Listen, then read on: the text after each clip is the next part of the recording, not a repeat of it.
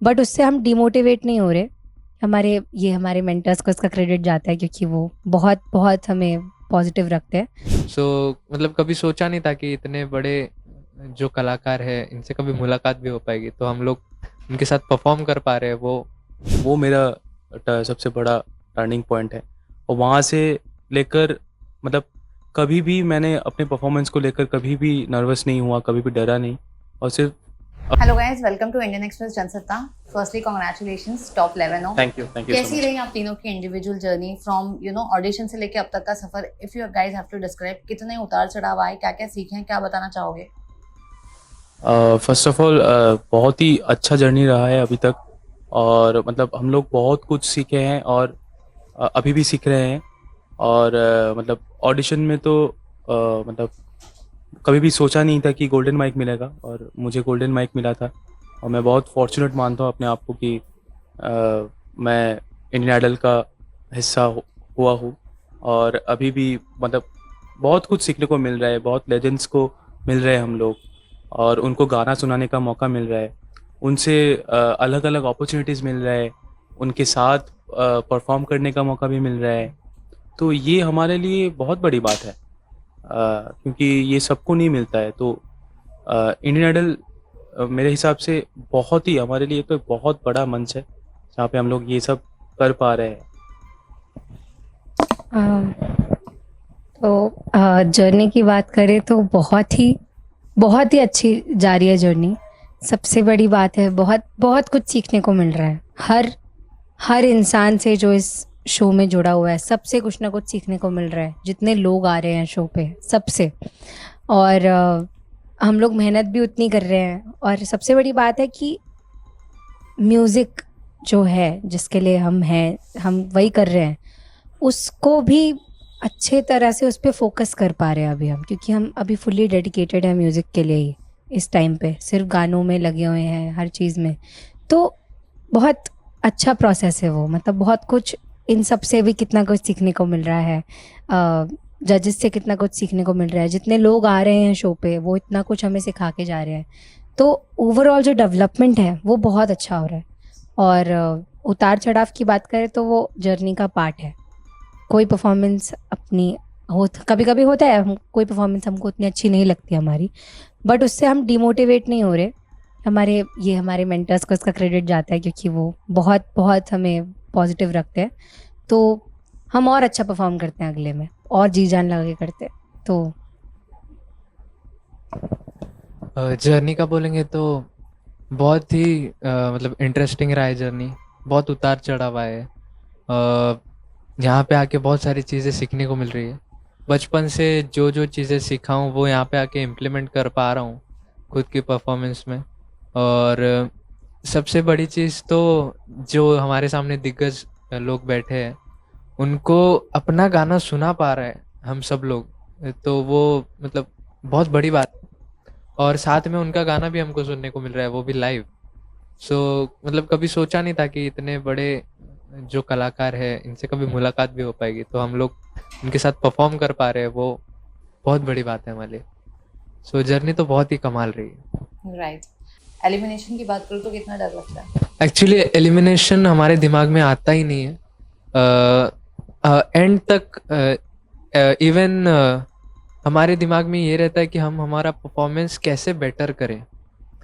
या एक स्लोगन है हमारे उसमें कि हिट से ज़्यादा लेट परफॉर्मेंस जो होता है, तो सब लोग वो लेने की कोशिश करते हैं। मीन्स किसी का परफॉर्मेंस कम नहीं होता, सब लोग मतलब पॉजिटिविटी की तरफ जाते हैं हमेशा। राइट। कुछ बोलना चाहिए? यही है एक्चुअली, डर किसी को भी नहीं लगता। सब इसी में बिलीव करते हैं कि अच्छा गाओ, बस बस अच्छा गाओ। और जो जाता है उसका दुख ऑब्वियसली होता है, क्योंकि हम सब बहुत कनेक्टेड है आपस में।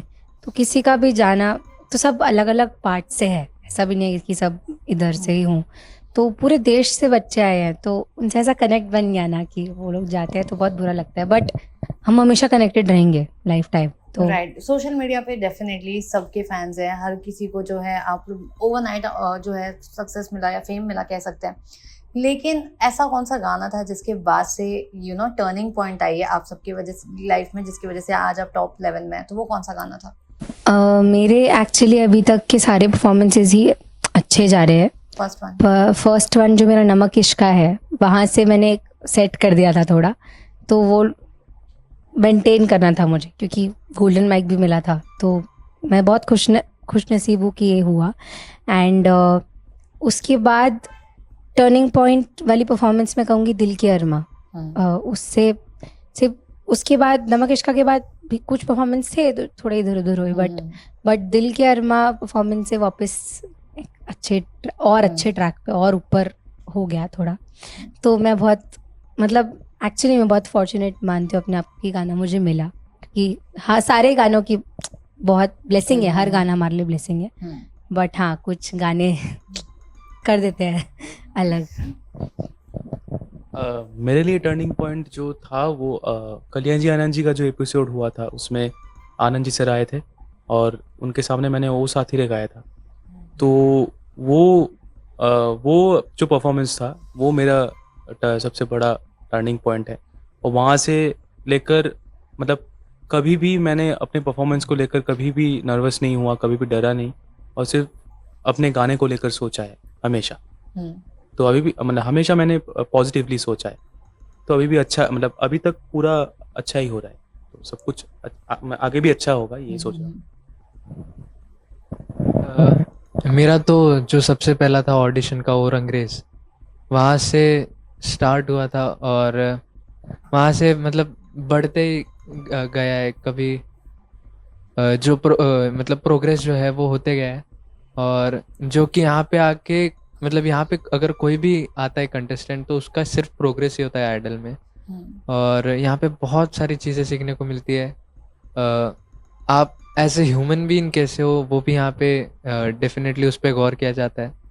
और एज एन आर्टिस्ट तो आपको यहाँ पे बहुत कुछ एक्सप्लोर करने के लिए ना बहुत अच्छी चीज़ है. ओके. एंड अगर मैं पूछूं, कंपटीशन तो डेफिनेटली हाई है, लेकिन आप सबके पर्सनल टॉप 5 कौन है? टॉप 5 हम लोग तो एक्चुअली जब ऑडिशन के लिए आए थे तभी इतने बेस्ट थे सब लोग कि उसमें से चुन पाना तो बहुत ही मुश्किल है. एक्चुअली सभी डिजर्व करते हैं. इसके पहले भी जो एक्चुअली जो टॉप 15 था ना हमारा, वही इस सीजन की खास बात ये है कि किसी पर्टिकुलर कंटेस्टेंट को लेके ना मतलब बहुत ज्यादा हाईलाइट नहीं हुए. हाईलाइट हुए तो एक साथ सभी हुए जो टॉप 15 थे. क्योंकि लेजेंडरी जजेस को पूछेंगे तो वो भी शायद नहीं बता पाएंगे कि ये टॉप 11 में कौन टॉप 5 होगा, क्योंकि सभी एक अलग लेवल के परफॉर्मर है, अलग अलग जॉनर है सबका, और सब बेस्ट है. ओके. अगर आप तीनों सपोज विनर बनते हो तो विनिंग अमाउंट का क्या करोगे? लाइक अगर आप सबने सोचा होगा अगर मैं जीतूंगा तो मैं ये चीजें करूंगा, तो फिर क्या सोचा आप लोगों ने? मैं अपना बताना चाहूँगा कि मेरा तो बहुत बड़ा सपना तो ये है कि मैं खुद का एक स्टूडियो बनाऊंगा, और सबसे पहले तो मुंबई में मैं सेटल हो जाऊंगा. यहाँ पे एक अच्छा एक घर बनाऊंगा, यहाँ पे रहना है, और मेरे फैमिली को यहाँ पे ले आऊँगा. ये तो है ही. और इंडस्ट्री में बहुत सारा काम करना है. और जो मेरा सबसे बड़ा ड्रीम है कि प्लेबैक करना. कोई भी हीरो, कोई भी एक्टर के लिए प्लेबैक अगर करने का मौका मिले मुझे तो मैं बहुत खुश नसीब मानूंगा अपने. कौन से एक्टर के लिए करना चाहोगे? या फिर ऐसे स्पेसिफिक कोई नहीं है. फेवरेट तो मेरा है, मतलब सबसे फेवरेट तो मैं SRK का मैं फैन हूँ, शाहरुख खान का. तो उनके लिए अगर मुझे गाने का मौका मिला तो ये सबसे बड़ा अचीवमेंट होगा मेरे लिए. What about you? मेरा एक्चुअली मैंने कभी उस विनिंग अमाउंट को लेकर अभी तक ऐसा कुछ सोचा नहीं है कि क्या करना है. एक्चुअली मेरा ये है कि वो जितना है ना वो सब अपने म्यूज़िक में इन्वेस्ट करना है. जहाँ मुझे ज़रूरत है, मुंबई में मुझे सेटल होना है उसके लिए. फिर एक्चुअली मैं अभी म्यूज़िक में भी मुझे और भी चीज़ें एक्सप्लोर करनी है बहुत सारी, तो उसके लिए भी बहुत सेटअप भी मुझे बनाना है अपना. तो जो है जो भी होगा उसका वो सब म्यूज़िक में ही जाएगा. तो म्यूज़िक से मिला है, म्यूज़िक को ही जाएगा. तो ये है. राइट. अभी आपने बताया तब ध्यान में आया कि हाँ क्या करेंगे उसका. तो कभी मतलब सोचा नहीं था, बट आई थिंक कि उसको एक करेक्ट चीज़ में इन्वेस्ट कर देंगे जिससे उसका कम तो ना उसका ज़्यादा ही हो, हम्म। ताकि मतलब उसको यूज़ भी बहुत अच्छे तरीके से कर पाऊँ अपने म्यूज़िक में, अपनी लाइफ में, अपने पेरेंट्स को खुशी दे पाऊँ और सब कुछ अच्छी चीज़ें जो है वो कर पाऊँ। राइट। कंपटीशन की बात करो तो कितना डिफिकल्ट लगता है, बिकॉज आजकल के बहुत टाइम पे तो हर डिफिकल्ट। कोई जो है टैलेंटेड है, करेक्ट। तो उसमें खुद को आगे लाना है, खुद के लिए को प्रूव करना है, वो कितना डिफिकल्ट होता है। एक्चुअली मतलब टैलेंट हर गली में मिलेगा, अभी इतना टैलेंट है और बहुत भयंकर टैलेंट है अपने इंडिया में स्पेशली। सो सी जो ज़्यादा मेहनत करेगा वो डेफिनेटली उसको फल मिलेगा, और बस लगे हैं अभी मेहनत करने में सब लोग। सो मतलब उस राह पे ही है हम लोग। हम्म। सो पहले बताया कि टॉप 5 चूज करना ये बहुत डिफिकल्ट है, तो आप सोच ही सकते हैं कि कंपटीशन कितना हार्ड है। कि टॉप हमारे जो अभी टॉप 11 है वो सभी बहुत ही अच्छा, एज अ आर्टिस्ट भी, मतलब एज अ आर्टिस्ट बहुत अच्छे हैं वो। तो बहुत बहुत डिफिकल्ट है, बहुत डिफिकल्ट है। मतलब अभी ऐसा है कि हम लोग ये सोच रहे हैं कि हम लोग कोई गलतियां ना करें, हम लोग सब अच्छे से करें, अच्छे से गाए, परफॉर्म करें। राइट। वेल, जाने से पहले क्या कुछ मैसेज देना चाहते हो फैंस एंड व्यूअर्स को, और एक गाना हो जाए। तो ये जो अपकमिंग एपिसोड आने वाला है उसमें शॉटगन सर आ रहे हैं, तो बहुत मज़ा आने वाला है। बहुत म्यूज़िकल तो है ही, साथ में बहुत इन्फॉर्मेटिव भी है, और उनके डायलॉग्स सुनने को मिलेंगे, प्लस बहुत सारी मिमिक्रियाँ भी हुई हैं, और हर गाने का ट्रिविया इतना इन्फॉर्मेटिव ट्रिविया भी उन्होंने हमें दिया है। बहुत कुछ सीखने को मिल रहा है, वो तो है ही। और मतलब बहुत मज़ा आने वाला है इसमें। और एक चीज़ कि मतलब बहुत सारे जन कैसे रहते हैं अंदर, उनकी पोल भी खुलने वाली है।